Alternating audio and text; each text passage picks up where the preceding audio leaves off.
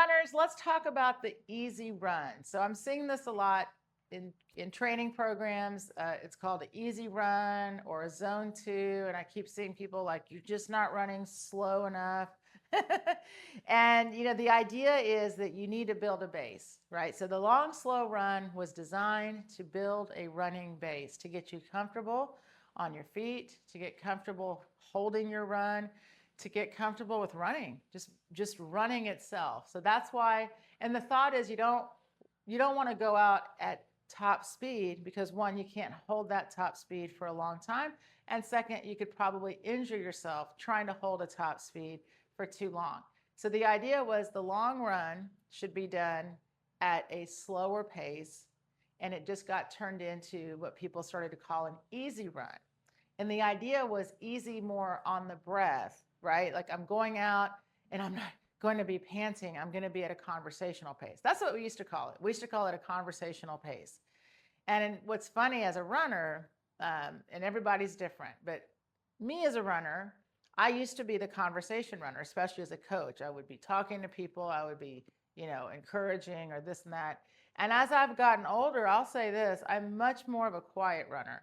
And I don't use music. I don't wear a headset. And I get into my breathing. And one of the things that people will say is, gosh, how can people talk while they run? And I can't even breathe. And that's the thing of getting more efficient. That's one way you know you're efficient is if you can maintain a full conversation. But the fun thing, I just got off my tangent. Okay, last time.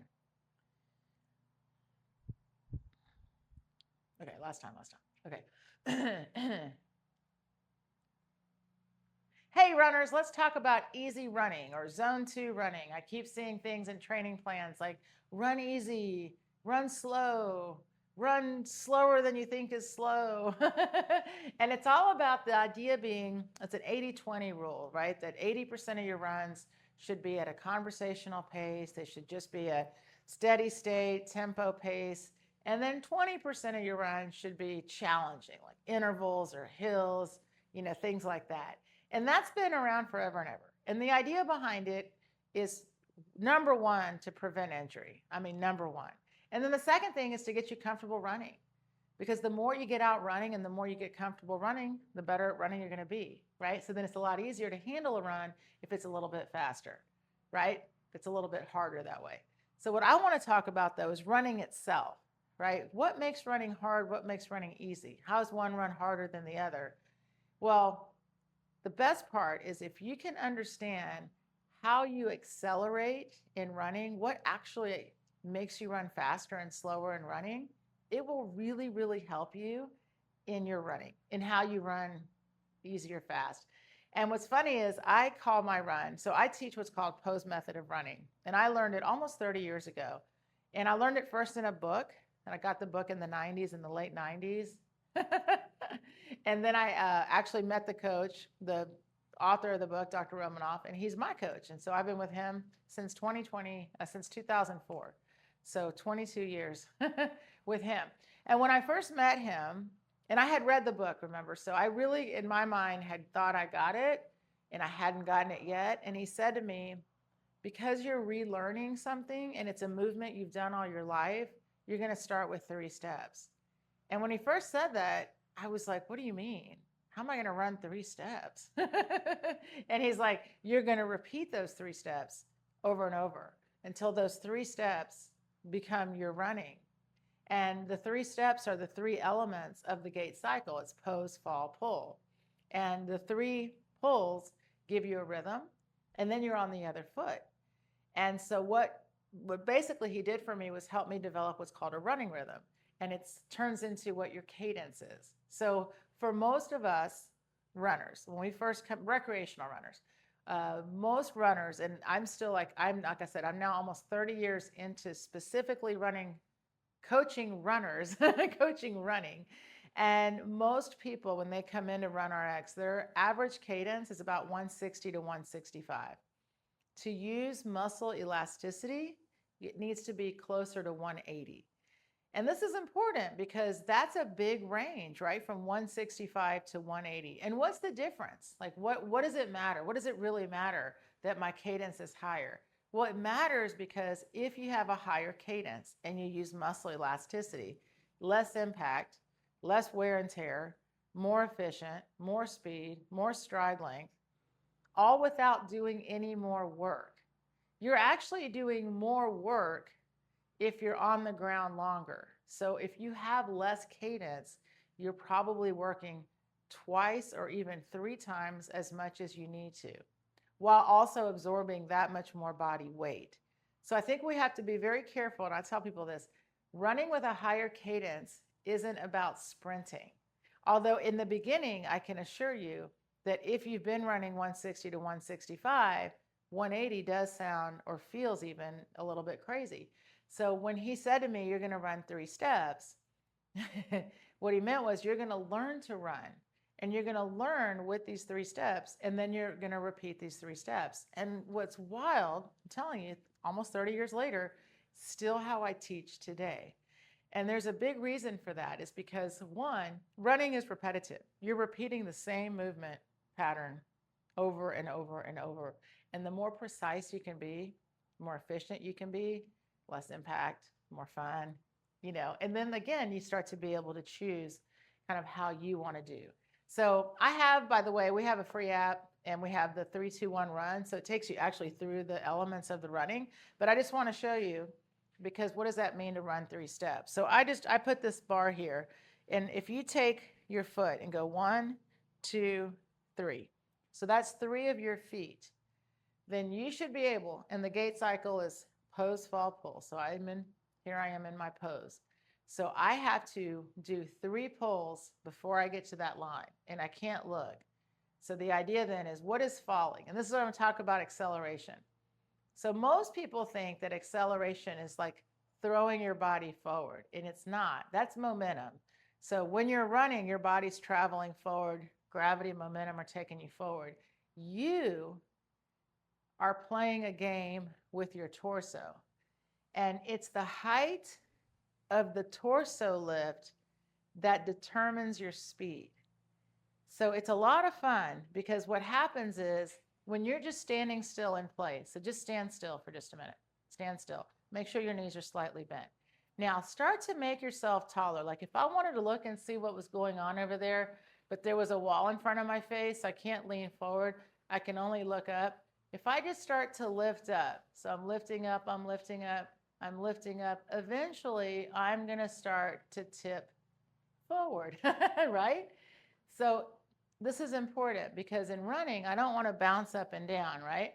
So this energy, this lift, this height is my acceleration for running. So if I can hold that height, then I can fall that much more in my run. So then the fun part is, first you have to just kind of know that.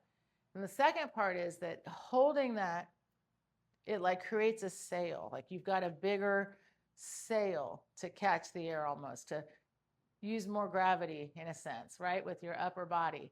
And then what happens is, why the 3? Again, like I'm giving you a something to think of. So I'm here, I'm going to lift my sail, and I'm going to do 3 pulls. Up, up, up. And you see I'm right back in that same running pose, and I didn't get here yet. But I had nothing else to do but pull my foot. Your job in running is to pull your foot and nothing else. So you're holding this. This is a hold. Action is only pull. So if I start, so again, it's always going to be 3. 1, 2, 3. If I start here, okay, so always start in your running pose, and I just barely lift my torso, okay, I'm still going to do 3 pulls, but just barely lift my torso. Up, up, up. Look at how much space I have. You see that? So my stride length was much less. Of course it was. I wasn't falling very much, but I still traveled, still the same run. But now, if I want to feel what it feels like to go faster, I'm going to lift my torso. And now remember, the higher you lift, the quicker your feet are going to have to move. So that's going to simulate running faster. So if I lift up, it's up, up, up. You see how much quicker I had to pull, how much higher my foot pulled, and how much further I went. So I would travel much more distance, right? I'm going to have a higher cadence, higher pull frequency, only because I changed the height of my torso. And it's really fun to practice this. Now, by the way, I would take this outside, right? Or like I said, go in your driveway, down, I have a little alleyway, whatever, or you know, take it to 2, right? So then you can play with it to go 2 times. So I'm going to go 1, 2, 3, 1, 2, 3, right? You see? So you're developing what's called perception. And the perception is I only have one job, and that's that pull job. Lift and pull. So one thing only that I think about. But I'm giving myself a distance. You know, a lot of times when people first start running, they'll do something like, I'm just going to run to that tree, which that works too. But to start with, you've got to start. It's a wild way to start, but it works. 3 pulls. Because if I can do 3 pulls, and again, little torso, little pulls, this would be your easy run. But if you want to go for it, you lift your torso, lift, lift, lift, up, up, up. See? Everything is heightened. Everything is more. And if you were going to hold that for your run, then you would have to be prepared to be able to hold that lift, match that breathing, and match that pull, which is why you have to do those tempo runs to balance that out. And what's fun, though, is if I was just out for a run, right, it's always just pulling with the feet up, up, up. This would be your easy run. And if I wanted to kick it up, instead of changing my feet, lift my torso, and you see how it automatically pulls the foot higher and quicker. If I can feel that when I'm practicing, much easier to replicate it when I run. So then when you go for your run, now you're like, okay, I know what I'm supposed to do. My job is to pull my foot, hold my torso up. So when you can go out for, I say go out for your 1, 2, 3, you've got something to do. This is the 1. 1, 2, 3, 1, 2, 3, 1, 2, 3, 1, 2, 3. So then running is about running. I'm going to go out, I'm going to hold my torso up, and I'm going to pull my foot. And the best part is I don't have to set a pace if I don't want to, if I just want to go for a run. And if I'm feeling like this today, this is where I can hang out. 1, 2, 3, 1, 2, 3. Great. If I can hang out here, fantastic. If I can be here, great. Right? Sometimes your body will tell you. And you know, people talk about if you go out too fast or anything like that. Well, the reality is if you stay pretty much in your space, which is again with the 1, 2, 3, helping you feel that running is about being here, because what happens in the air we can't feel. Your legs will separate, but all you can ever control is that when you feel your foot, you pull it up, up, up. So I call this the up 2, 3. And there's 2 things you should do. 1, go on the app, check out the 3, 2, 1 run, practice it, and then do things like, this is a PVC pipe, doesn't weigh anything, but you can play with your torso lift. And we have a lot of these drills also on the YouTube channel. And of course, if you join, you get all this stuff. But starting to play with your torso, because what you want is to get stronger in this hold position. Because the easier it is for me to hold my torso, the easier running is going to be. Because this is the hardest part of running. 68% of your body weight from your hip to your head. Head's the heaviest. So honestly, the biggest challenge in running is holding this line. So practicing the movement correctly is a great way to get stronger in that line. So that practice of 3, you start to go out. And I'm telling you, I still laugh. I tell people, you can just go out for a up 2, 3. Up 2, 3, up 2, 3, up 2, 3. You don't have to think that the whole time, but then you know what you should be doing. So then if it starts to feel hard or more effort than you want it to be, you can restart or just pull in place and match your pace that maybe you were trying to hold up too high. Bring it back down, but you don't have to change your actual run. All right, guys, thanks so much for listening. You know, I love talking about this stuff. If you have any questions, comment below, and I will happily put together a video for something. If you're interested in joining us, please do. Just go to the website, runrx.fit. Or if you try that 3-2-1 run, let me know how it goes. That way you can decide if you want it to be hard or easy.